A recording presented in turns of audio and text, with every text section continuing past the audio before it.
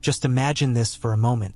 You're sealed inside a steel coffin, and not for minutes or hours, but for 10 relentless days. Now add the horror. This coffin isn't just tight. It's filled with your own sweat, urine, blood, and feces. The acidic mix of fluids has begun to corrode the metal, leaving jagged edges that slice into your flesh every time you shift.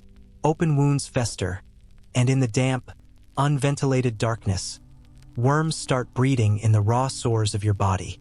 Your skin sticks to the filthy padding beneath the armor, peeling away with every move, but taking it off? That's not an option. You're deep in hostile territory, and removing your protection means instant death. If you were in that situation, do you think you could endure it? Or would you abandon the armor despite the risk? Share your thoughts in the comments. I want to see who thinks they could survive this medieval nightmare. Welcome to the unglamorous, brutal reality faced by medieval knights during the Agincourt campaign of 1415. Forget the shining, noble warriors of legend. These men were walking fortresses of infection and exhaustion. The chronicles didn't tell tales of pristine armor gleaming in the sun. They recorded something far more shocking. Knights were so foul they could be smelled before they were ever seen. Byzantine historian Anna Komnene wrote that Crusader armies carried a stench that preceded them by miles. Arab chroniclers echoed the same sentiment, describing how Frankish knights could be identified by odor long before their banners appeared on the horizon. By the time you finish this, you'll understand why medieval surgeons documented anal fistulas as the most frequent nightly injury.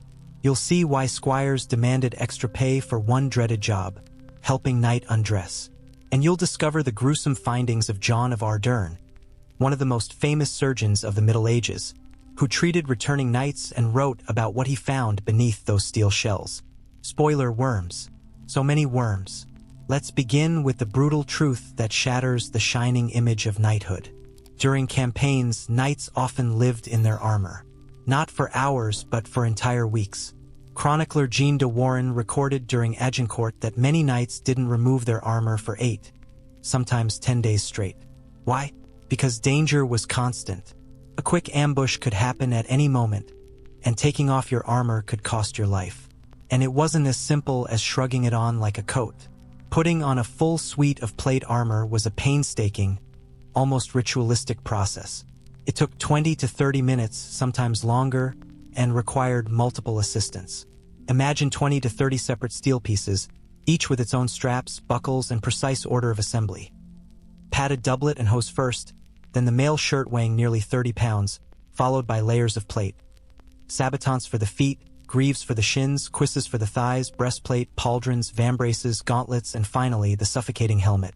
Miss a single strap and you'd leave a deadly gap.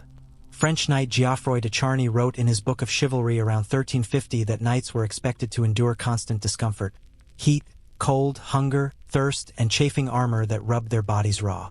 Sleep was scarce, meals were poor, and every moment carried the weight of vigilance. Once inside enemy territory, removing that steel carapace was like suicide. English archers and rival soldiers targeted knights during the vulnerable moments of undressing, so most simply never removed their protection. They marched in armor. They ate in armor. They even slept and relieved themselves inside that same steel shell. And this is where the nightmare deepens. Plate armor may have been an engineering marvel for defense, but biologically it was a disaster. It had zero ventilation. The metal trapped heat, baking the wearer alive. Modern tests by the Royal Armories have shown that temperatures inside armor could climb to 50 degrees Celsius, 122 degrees Fahrenheit under sunlight. At the Battle of Hattin in 1187, entire ranks of knights collapsed from heat exhaustion before the enemy's swords even reached them. A single summer's march could make a knight lose several pounds of water weight daily. But all that sweat, it had nowhere to go. It pooled in boots, soaked through the padding, and turned the inside of the armor into a breeding ground for disease. Medieval surgeons documented what they called armor sores or harness boils. The unrelenting friction of metal against skin, combined with trapped moisture and bacteria, produced open, infected wounds. Henri de Mondeville, a renowned medieval surgeon, wrote vivid descriptions of treating these injuries, explaining how the padding beneath the plates became saturated with blood and pus. Imagine peeling off layers of steel only to reveal festering flesh beneath. Now imagine this. Heat trapped under layers of steel, sweat soaking through every thread of padding, and nowhere for it to go. Infections weren't a matter of if, they were guaranteed. Underneath that armor, wounds would constantly ooze. A foul, yellowish fluid seeping through seams and leaving unmistakable stains on the metal. These marks weren't just cosmetic, they were silent warnings. This knight had been trapped in his harness for far too long. Chronicles like that of Jean Froissart record the horrors uncovered during the siege of Limoges in 1370. When knights were finally stripped of their armor after days of continuous wear, sometimes 8 or more, what was revealed was the stuff of nightmares. Sores crawling with worms. Yes, actual worms. And this wasn't some isolated grotesque detail. Even respected surgical texts, like those of the renowned John of Ardern, describe maggot-infested wounds as a battlefield reality. In fact, some surgeons of the time didn't panic when they saw maggots, they welcomed them. They believed these tiny creatures consumed only dead flesh, potentially stopping gangrene from spreading. Ardern himself noted removing dozens of pale worms from a single festering wound. But infection was only part of the misery. Waste management inside a suit of armor was a nightmare of its own. Picture this. You're in hostile territory, enemy scouts everywhere, and your life depends on keeping that protective shell on. Removing your armor to relieve yourself? That was an invitation to death. While some suits included removable pieces to allow urination, defecation was another matter entirely. Knights had little choice but to soil themselves. Waste didn't politely disappear. It traveled down their legs, pooling in their boots, called sabotants. This wasn't just revolting, it was destructive. Modern metallurgical studies of surviving armors show distinct corrosion at the joints, clear evidence of acidic urine eating away at the steel from the inside. Every step a knight took meant those rusted, jagged edges could tear into already battered flesh. Tommaso Garzoni, a Milanese armorer writing in 1585, openly documented this damage in his records, calling it corruption of the joints from the knight's water. And then came the true killer, disease. Dysentery, known then as the bloody flux, was merciless. It wasn't the sword or the arrow that claimed the most lives. It was the gut.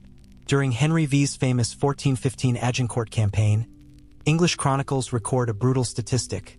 Around 5,000 men lost to illness, compared to barely over 100 killed in actual combat. Imagine the horror of battling severe diarrhea while sealed inside a metal shell, dehydrated, filthy, and unable to clean yourself. That acidic waste caused burns, infections, and open wounds that invited further decay. And hygiene? Practically non-existent. Underlayers of padding never truly dried, becoming breeding grounds for life of the worst kind. Archaeological evidence from the Battle of Toten in 1461 reveals soldiers averaged over 1,000 lice per person, their fabric crawling with insects. And lice were only the start. Fleas flourished in those conditions too, each bite a risk for infection. Medieval poets even joked about monks having garments of 1,000 lice.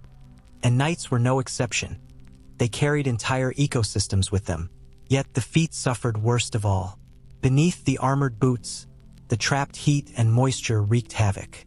Physicians described cases of what we now call trench foot. Skin softening, peeling, turning black. The surgeon Guido of Arezzo detailed knights whose feet rotted away, forcing amputations. All of this inside an environment designed to protect life, not destroy it. The smell? That was its own weapon. Byzantine princess Anna Komnene wrote that Crusader armies were identified by scent before sight. Arab chroniclers recorded the same observation. Frankish knights announced their arrival with an unmistakable stench that carried on the wind. Horses could be spooked by it. Defenders could estimate troop movements simply by smell. Imagine an army whose odor alone gave away its position. And who bore the brunt of this? Squires. They were the unlucky souls tasked with undressing these living furnaces. Chronicles mention them demanding extra pay, sometimes covering their faces with vinegar-soaked cloths, a crude medieval version of a hazmat mask. All of this was compounded by one simple fact. What went in wasn't helping either.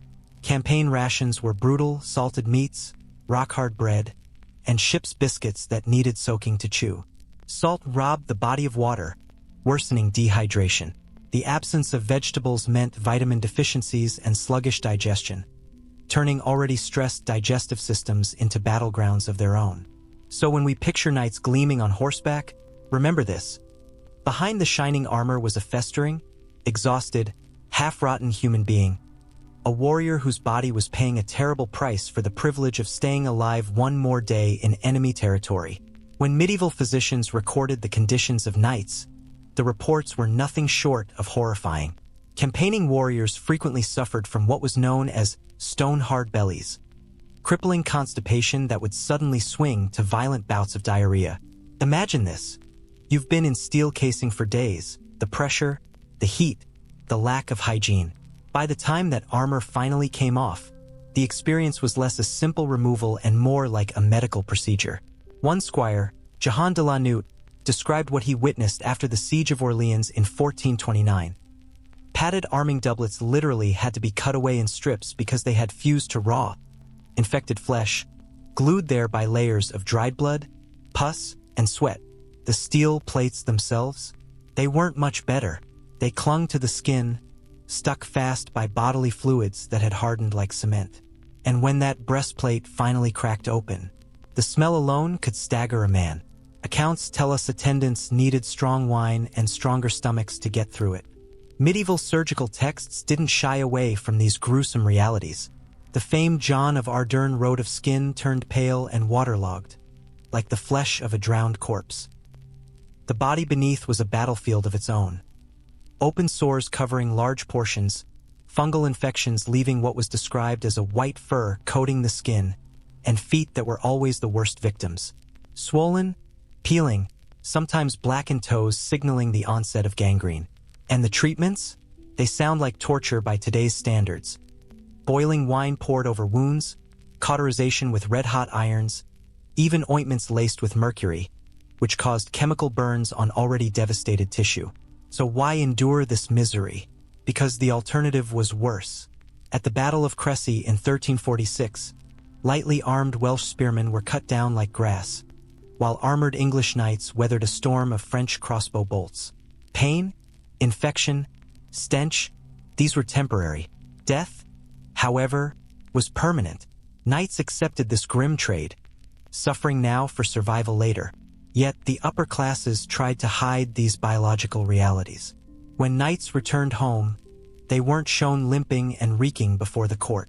They spent days, sometimes weeks, under medical care. The worst cases were quietly concealed. Some never emerged alive. Medieval society had an unspoken rule: never talk about what happened inside that shining shell. But medical texts didn't lie. Henri de Mandeville even described the most common complaint: inflamed hemorrhoids caused by endless hours sitting in harness. His remedy? A curious mix of egg whites and rose oil, sometimes applied while still armored. These weren't merely personal discomforts. They had military consequences. Commanders learned quickly that a knight's physical breaking point could decide a battle. After roughly 2 weeks in full harness, fatigue and sickness became crippling. The Battle of Agincourt is a perfect case. French knights had been chasing the English for days. By the time they engaged, many were weakened, diseased, or exhausted.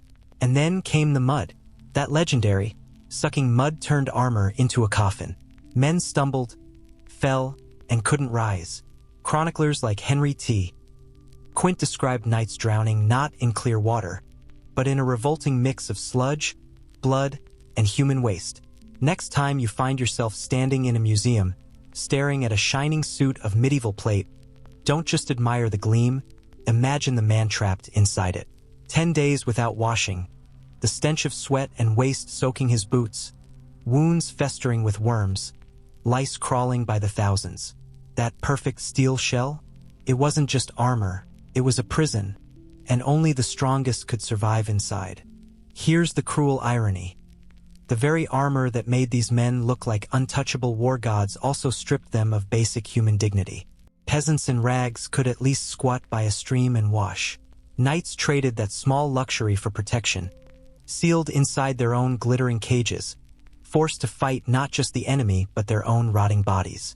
And history hasn't forgotten. Look closely at the suits in the Wallace collection or the royal armories. You'll see the evidence. Rust at the joints, corrosion where urine burned the metal, marks left by sweat and filth. Those scars are silent witnesses to the real cost of war and survival. So the next time you hear the word chivalry, remember this.